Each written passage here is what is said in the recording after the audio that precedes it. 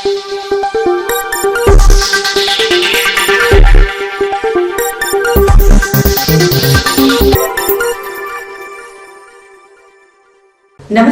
Telangana 24 news కి స్వాగతం. మన తెలంగాణ మన వార్తలు. నేను సంధ్య. తిరుమలగిరిలోని సర్వే నెంబర్ 157/1 భూ వివాదానికి సంబంధించి త్వరలోనే ముఖ్యమంత్రి రేవంత్ రెడ్డికి లేఖ రాయనున్నట్లు మల్కాజ్గిరి పార్లమెంట్ సభ్యులు ఈటెల రాజేందర్ తెలిపారు. ప్రభుత్వ భూములను ఆస్తులను కాపాడాల్సిన బాధ్యత ఉన్న ప్రభుత్వ అధికారులే స్పష్టత లేకుండా మాట్లాడుతున్న తీరు బాధాకరమని అన్నారు. ప్రభుత్వ భూముల విషయంలో రాష్ట్ర ప్రభుత్వం మరోసారి పునరాలోచించుకోవాలని కోరారు. కంటోన్మెంట్లో అధికారుల తీరుతో పాటు సీఈఓ వైఖరి సరిగా లేదని, ప్రతి అంశాన్ని ఆయన తప్పుడు కోణంలో ఆలోచించడం మానుకోవాలని హితవు పలికారు. కంటోన్మెంట్ మడ్ఫోర్ట్ సమీపంలో ఉన్న పేద ప్రజలకు చెందిన గుడిసెల్ని కూల్చివేసే ఆలోచన విరమించుకోవాలని అన్నారు. గత కొంతకాలంగా కంటోన్మెంట్ ప్రాంతంలో పరిపాలన వ్యవస్థ సరిగా లేకపోవడంతో ప్రజలు ఇబ్బందులు ఎదుర్కొంటున్నారని, వెంటనే ఈ పరిస్థితిని చక్కదిద్దాల్సిన బాధ్యత కంటోన్మెంట్ అధికార యంత్రాంగంపై ఉందని గుర్తు చేశారు.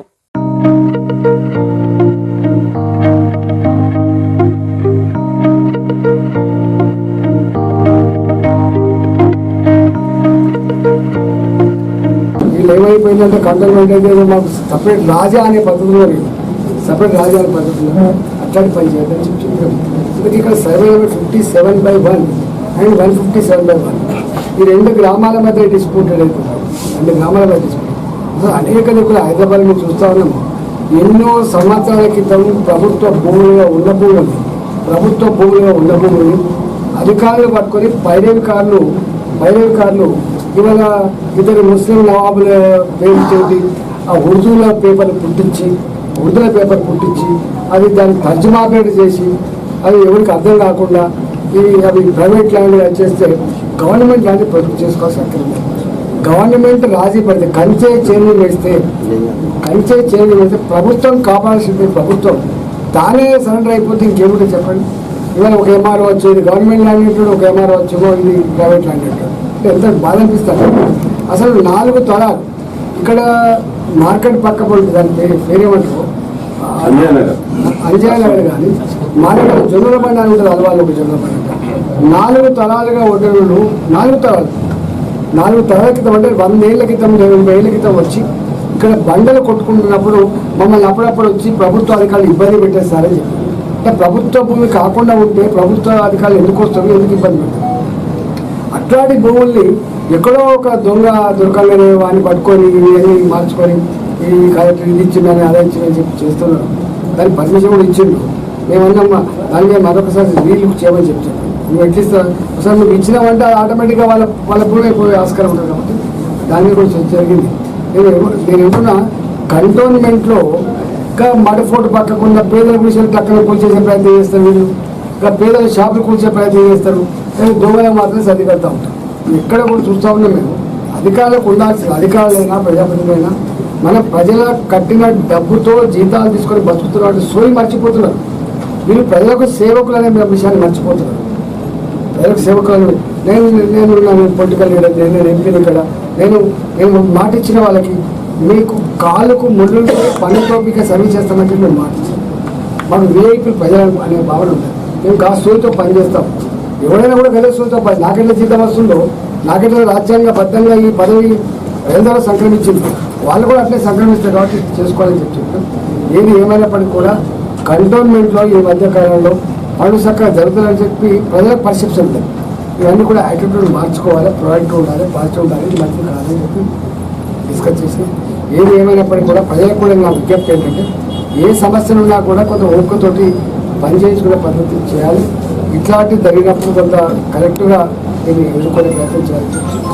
మరి పొద్దున వచ్చింది ఢిల్లీలో ఉంటుంది, స్టడీ చేస్తా తప్పకుండా గవర్నమెంట్ భూమిని కాపాడడానికి ప్రయత్నిస్తుంది. గవర్నమెంట్ తోడుగా ఉండమని చెప్తారు. ప్రభుత్వ అధికారులు ఎంఆర్ఓ కానీ ఆర్టీఓ కానీ కలెక్టర్ కానీ వాళ్ళ భూములను కాపాడడానికి ఉండాలి తప్ప కోటాటలు ఎన్నో ఉంటాయి. కోటాటాలు అంటే ఇదంతా గవర్నమెంట్ పట్టించుకోకపోతే మేనేజబుల్ కోటాల్సి వస్తున్నాయి. ఈ మధ్యకాలం బాగా అనిపిస్తుంది. కంటోన్మెంట్ బోర్డు సీఓ తీసుకునే చర్యలపైన మీ నామినేట్ మెంబర్కి నాలెడ్జ్ ఉంటుందా, ఉండకుండా చర్యలు తీసుకుంటున్నారా? ఒకటి తెలుసుకుంటే వాళ్ళు ఎందుకు ప్రొసీడ్ చేయట్లేదు సీఓని? రోజు నిత్యం పని చేస్తున్నట్టు స్కీమ్ తిప్పుకున్నట్టు. ఇప్పుడు 157/1 దానికి ప్రహరీగా నిర్మించమని సీఓ ఇచ్చిన ఆర్డర్ పైన నామినేటెడ్ మెంబర్ గారికి సమాచారమే లేదు. వారు కానీ నేను కానీ ఎమ్మెల్యే కానీ ముగ్గురం ఇవాళ వ్యక్తిత్వం అని చెప్పి గట్టిగా అడిగాను. నిజంగా చేసుకున్నాను. ఏమైనా రెస్పాన్స్ ఇచ్చింది మాట్లాడతారు మళ్ళీ ప్రెస్ సోదరులతోనే పిలిచి తాను ఇచ్చేది తాను ఇస్తాను మాట్లాడతారు.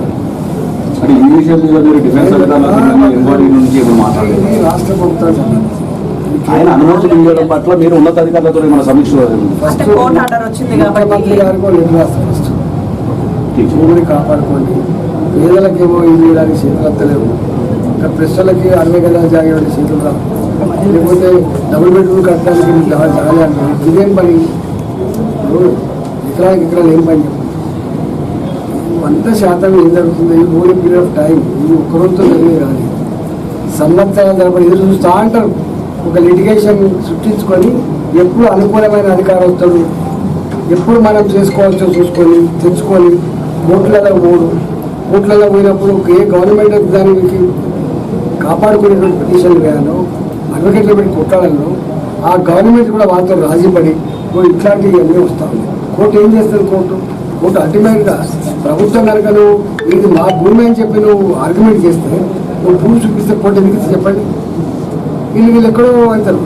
2009 ఇచ్చిన ఎన్ఓసి.